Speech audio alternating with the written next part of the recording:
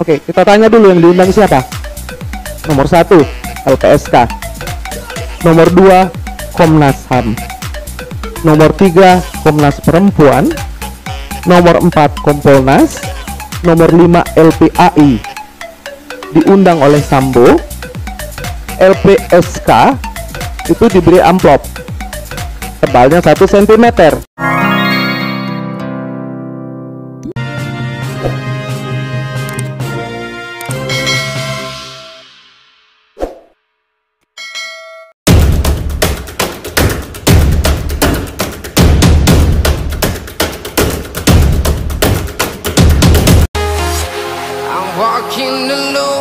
Assalamualaikum warahmatullahi wabarakatuh. Halo sahabat Info Aura Panca. Kali ini ada berita yang sangat penting yang diceritakan oleh aktivis Irma Huta Barat, yang namanya mencuat setelah selalu muncul dengan gigi selalu membela korban pembunuhan yang dilakukan oleh Ferdy Sambo terhadap Brigadir Yosua.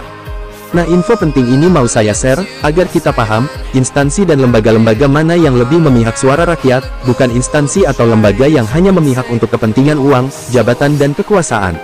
Jadi keadilan dan kebenaran bisa menjadi buram, bisa direkayasa hanya untuk kepentingan produser dan sutradara di balik layar.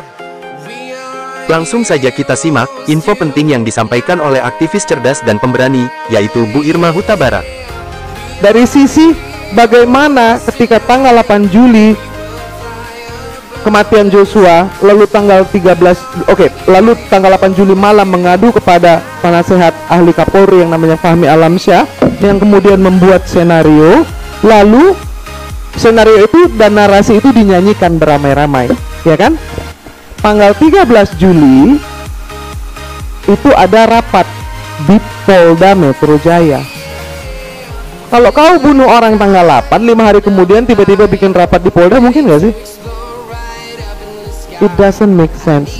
Jadi bukan hanya korupsi uang atau korupsi power saja, tetapi ini institusinya juga dikorup tadi, yang menggarisbawahi yang dibilang oleh Bang Abdullah ya. Ini yang terakhir. Ketika dia tanggal 13 Juli itu mengundang, itu pelecehan terhadap seluruh institusi kepolisian yang dipakai untuk rapat. Oke, kita tanya dulu yang diundang siapa? Nomor 1 LPSK, nomor 2 Komnas HAM, nomor 3 Komnas Perempuan, nomor 4 Kompolnas, nomor 5 LPAI. Diundang oleh Sambo. LPSK itu diberi amplop tebalnya 1 cm, amplop coklat. Saya nggak tahu isinya Presiden Amerika yang sudah mati atau Presiden Soekarno, ya kan? Apapun itu adalah gratifikasi suap yang dilakukan terang-terangan tanpa tedeng aling-aling depan semua orang. Itu terjadi kemarin saya bicara di TV One dengan Ibu Susi dari LPSK.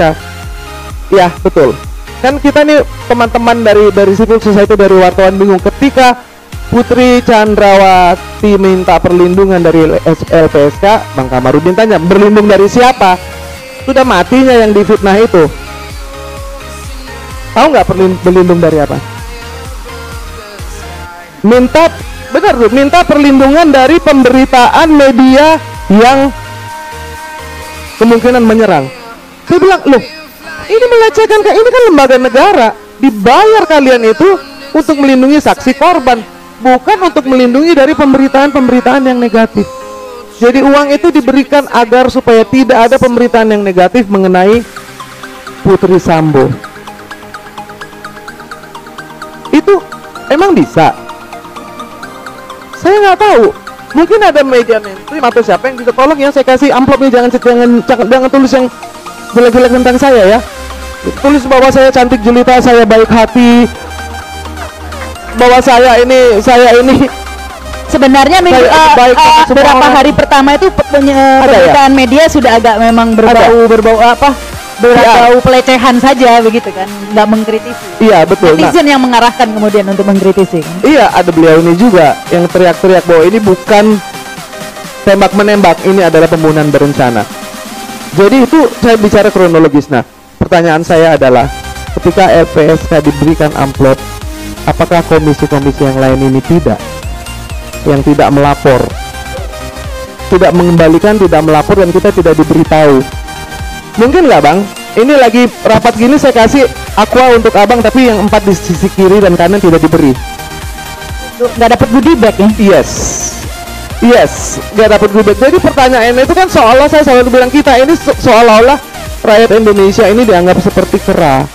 Karena apa-apa itu harus betul-betul ada bukti yang bukan pisang.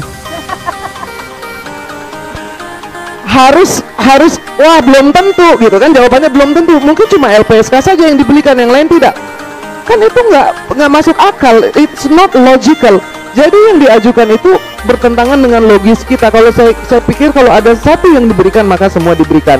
Lalu belakangan ada yang namanya Kak Seto ribut menghampiri Makobrimob dan mengkhawatirkan anaknya Sambo. Ya kan?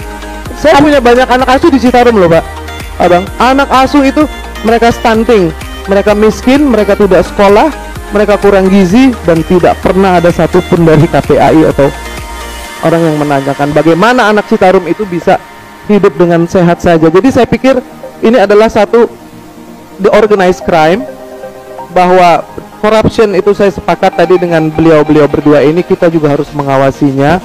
Dan yang namanya ini seperti Trinity jadinya, kepolisian, kejaksaan, dan kehakiman itu tidak bisa dilepaskan. Iya kan, kalau kita lolos dari kepolisian kan Abang Kamarudin dan rekan-rekan ini selalu berteriak ini jangan sampai jadi pengadilan sesat karena konstruksinya sesat. Iya kan, pertama tidak bisa, kedua tidak bisa, sekarang kita jelas ini ada tersangka, ada 83 orang, makanya ini bukan oknum lagi, ini gerombolan. Lalu soal Satgas Merah Putih yang mesti harus tuntas.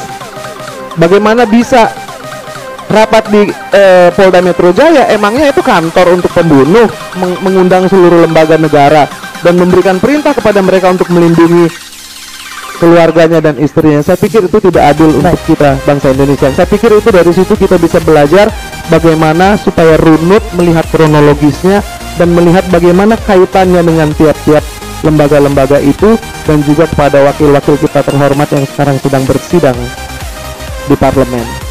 Karena sebetulnya kita adalah pemilik kedaulatan yang tertinggi.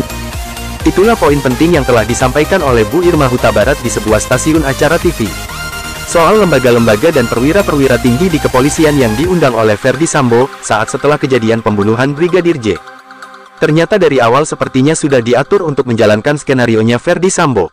Dan apakah nanti jaksa dan hakim akan memutuskan vonis yang memberatkan atau meringankan untuk pelaku-pelaku pembunuhan berencana?